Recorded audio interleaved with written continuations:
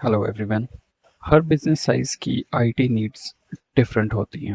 ये जो video series होने वाली है, this is going to be a unique in its nature because here we are going to discuss the IT needs of different businesses based upon their size and nature.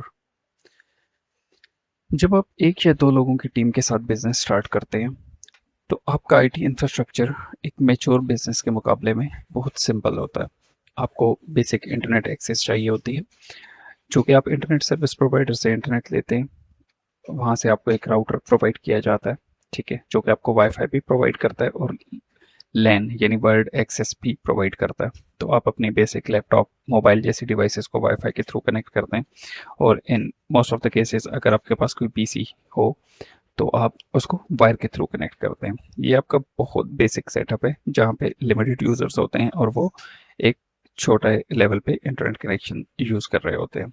जब आपका business grow करता है, आपको in most of the cases आपको ज़रूरत पेश आती है कि आप मल्टीपल यूज़र्स को इंटरनेट एक्सेस देते हैं, यानी आपकी टीम एक्सपेंड कर रही है, ठीक है। फॉर एग्जांपल आपके 10 यूज़र हो गए हैं, 15 हो गए हैं, 20 यूज़र्स हो गए हैं और आपने उनको इंटरनेट एक्सेस प्रोवाइड करनी है।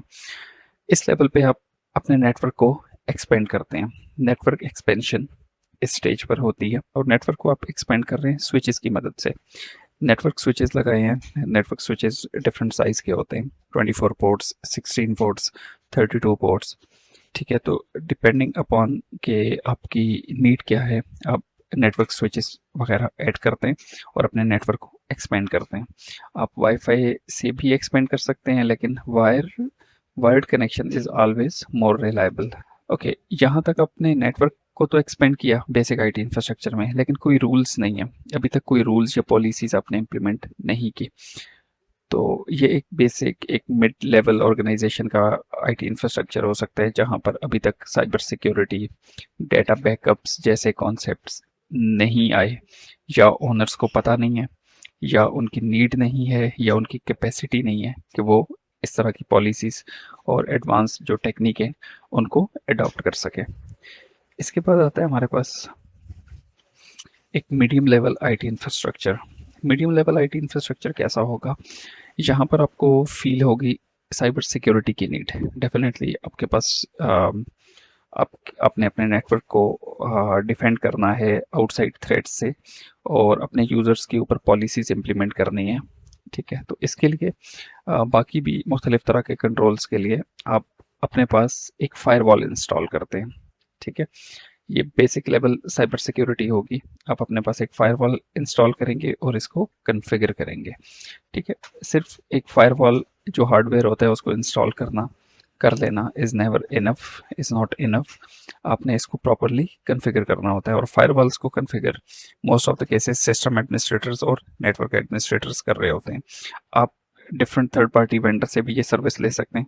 ज़रूरी नहीं है आपने हायर करना हो सिस्टम या नेटवर्क एडमिनिस्ट्रेटर, आप थर्ड पार्टी वेंडर से कॉन्फ़िगरेशन सर्विसेज ले सकते हैं। ओके, इस लेवल पे एक मिड लेवल ऑर्गेनाइजेशन क्या कर रही होगी? आप बेसिक सिक्योरिटी इम्प्लीमेंट कर रहे होंगे with the help of firewall.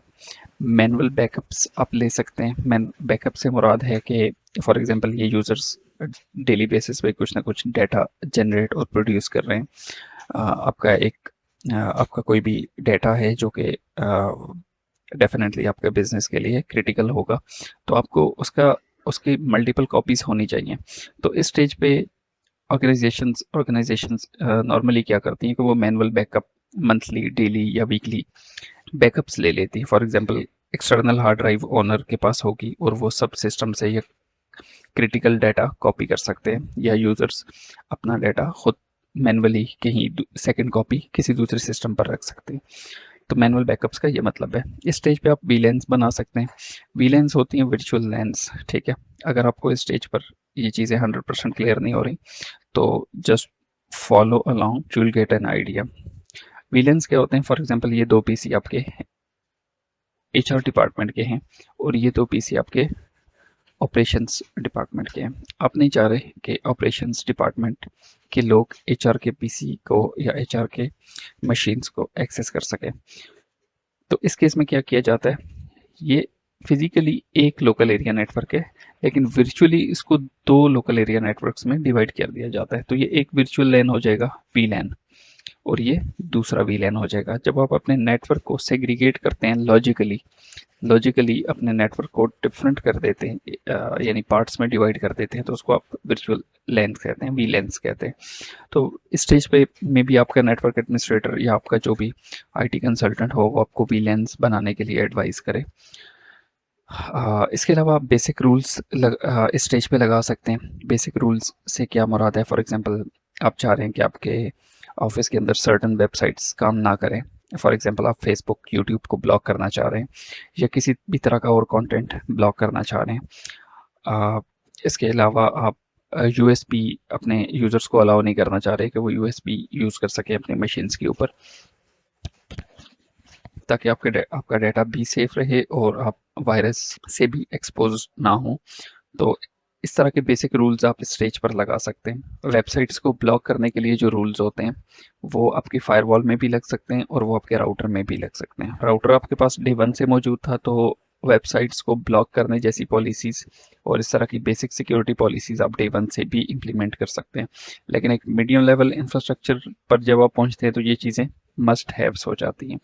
ठीक है, तो आपके पास लाजमी इस तरह की बेसिक पॉलिसीज़ और रूल्स होने चाहिए ताकि आप अपनी साइबर सिक्योरिटी को इंश्योर कर सकें। इसके अलावा मैनुअल बैकअप्स होते हैं। इस स्टेज पर आप मैनुअल बैकअप्स भी ले सकते हैं, ऑटो बैकअप्स भी ले सकते हैं, डिपेंडिंग अपॉन कि आपका आईटी एडमिनिस्ट्रेटर जो है उसकी एक्सपर्टीज़ और उसकी प्रेफरेंस क्या है। इस स्टेज पे मैनुअल और ऑटो बैकअप्स दोनों हो सकते हैं। इसके अलावा नेटवर्क फाइल शेयरिंग आप कर सकते हैं। फॉर एग्जांपल इससे पहले आप फाइल शेयरिंग कर रहे थे यूएसबी के थ्रू। ठीक है, आपको एक पीसी से दूसरे पीसी के ऊपर फॉर एग्जांपल आपने कोई फाइल बॉस के साथ शेयर करनी है या अपने मैनेजर के साथ शेयर करनी है, तो बेसिक आईटी इंफ्रास्ट्रक्चर्स में क्या होता था या बिल्कुल बेसिक सेटअप में क्या होता था कि आप यूएसबी में फ़ाइल कॉपी करके अपने बॉस के साथ शेयर कर देते थे या मैनेजर के साथ या फिर ईमेल कर देते थे। लेकिन इस स्टेज पर आप प्रॉपर नेटवर्क शेयरिंग सेटअप कर सकते हैं। एक पीसी से दूसरी पीसी के ऊपर डाटा कॉपी आप कर सकते हैं और ये आपको लाजमी इम्प्लीमेंट करना चाहिए। इसके काफ़ी एडवांटेज होते हैं और डेफिनेटली आपका बिजनेस और ऑपरेशंस की स्पीड इम्प्रूव होती है। तो ये एक मीडियम लेवल आईटी इंफ्रास्ट्रक्चर आपको इस तरह का नज़र आ सकता है। जैसे जैसे आपकी बिजनेस नीड्स ग्रो कर रही होती हैं तो आपको अल्टीमेटली एक्सपेंड करना होता है एडवांस आईटी इंफ्रास्ट्रक्चर की तरफ। इससे ना सिर्फ आप अपनी सिक्योरिटी इंप्रूव करते हैं बल्कि ऑपरेशंस को भी इंप्रूव करते हैं। यहाँ पर आपको ऑन प्रेमिसेस सर्वर्स देखने को मिलेंगे, क्लाउड सर्वर्स देखने को मिलेंगे। ठीक है, फाइल सर्वर एक मस्ट हैव होता है एक आईटी इंफ्रास्ट्रक्चर के लिए। फॉर एग्जांपल एक फाइल सर्वर होगा, सेंट्रलाइज्ड शेयर्ड लोकेशन होगी जिसको तमाम यूज़र्स यूज़ कर सकेंगे और उसका ऑटोमेटिक एक बैकअप का मैकेनिज़्म होगा। ऑटो बैकअप सिर्फ फाइल सर्वर का नहीं होगा, ऑटो बैकअप आपके तमाम मशीन्स का भी हो सकता है। इसके अलावा आपके इन हाउस ईमेल सर्वर्स हो सकते हैं। इसके अलावा इस स्टेज पर आप स्ट्रिक्ट रूल्स अप्लाई करते हैं, यूज़र बेस्ड और मशीन बेस्ड। यूज़र्स क्या ऑपरेशन परफॉर्म कर सकते हैं, क्या नहीं कर सकते। ठीक है, आपकी फायरवॉल पॉलिसीज़ इस स्टेज पे बहुत स्ट्रिक्ट हो जाती हैं क्योंकि आपने अपने सर्वर्स को और अपने डाटा को, अपने यूज़र्स को प्रोटेक्ट करना होता है। तो इस स्टेज पे आपकी मल्टीपल फायरवॉल्स भी ऐड हो सकती हैं। यानी एक टेक्निक यूज़ होती है कि मल्टी वेंडर फायरवॉल्स। ठीक है, फॉर एग्जांपल ये एक्सटर्नल नेटवर्क है। ठीक है, इंटरनेट को फेस कर रहा है और ये आपका इंटरनल नेटवर्क है। इन डिवाइसेस को आपने सिक्योर करना है इंक्लूडिंग द सर्वर। तो फायरवॉल आपको एक सिक्योरिटी की लेयर प्रोवाइड करती है। लेकिन जब आप 2 फायरवॉल्स ऐड कर देते हैं, ठीक है, तो आपको सिक्योरिटी की 2 लेयर्स मिल जाती हैं। मल्टी वेंडर फायरवॉल्स आप लगा सकते हैं। एक फायरवॉल भी अगर अच्छी तरह कॉन्फ़िगर्ड है तो आप उस पर रिलाई कर सकते हैं। ठीक है, यहाँ पे रूल्स आपके बहुत स्ट्रिक्ट हो जाते हैं, यूज़र मैनेजमेंट, सिक्योरिटी और थिंग्स लाइक दैट। उसके अलावा एक्टिव डायरेक्टरी और डोमेन कंट्रोलर्स यहाँ पे इम्प्लीमेंट होते हैं। एक्टिव डायरेक्टरी और डोमेन कंट्रोलर्स आपकी मशीन और आपके यूज़र्स को कंट्रोल करने के लिए, पॉलिसीज़ इम्प्लीमेंट करने के लिए, रिकॉर्ड कीपिंग के लिए और एक प्रॉपर मैनेजमेंट के लिए यूज़ होता है। ठीक है, इसमें ऑटोमेशन भी आप इम्प्लीमेंट कर सकते हैं और पॉलिसीज़ और रूल्स की इम्प्लीमेंटेशन इसके थ्रू ईजी हो जाती है। प्रॉक्सी सर्वर या इस तरह से कई और सर्वर आपके इंफ्रास्ट्रक्चर में ऐड हो सकते हैं depending upon the need of your business. ये कुछ चीज़ें थी जो आपके लिए हेल्पफुल हो सकती हैं। विद इन 30 सेकेंड्स इसको रिवाइज कर देता हूँ। बेसिक सेटअप में आपके पास कोई आईटी इंफ्रास्ट्रक्चर नहीं था, आपके पास बस आपने इंटरनेट यूज़ करना है, वो आप वायर्ड राउटर के अंदर वायर लगा के या वाईफाई के थ्रू कर सकते हैं। उसके बाद आपका नेटवर्क जैसे जैसे एक्सटेंड होता है, यूज़र्स ऐड होते हैं, तो आप नेटवर्क स्विचेस लगा के मल्टीपल यूज़र्स को वाइड कनेक्शन दे सकते हैं टू यूज़ इंटरनेट। उसके बाद आप फायरवॉल्स वगैरह ऐड करते हैं, सिक्योरिटी को इम्प्लीमेंट करते हैं, बैकअप्स का सोचते हैं, वीलेंस आप इम्प्लीमेंट कर सकते हैं, बेसिक पॉलिसीज़ और रूल्स इम्प्लीमेंट करते हैं, नेटवर्क फाइल शेयरिंग आप यहाँ पर कर सकते हैं, प्रिंटर शेयरिंग वगैरह जैसी चीज़ें। उसके बाद जब आप एडवांस लेवल पे आते हैं तो आप अपने पास इन हाउस या क्लाउड सर्वर्स इम्प्लीमेंट करते हैं, जिसमें file servers, email servers, proxy servers, active directory, domain controllers होते हैं। यहाँ पर आपकी सिक्योरिटी पॉलिसीज़ बहुत स्ट्रिक्ट और प्रिसाइज होती हैं, वेल डिफाइंड होती हैं।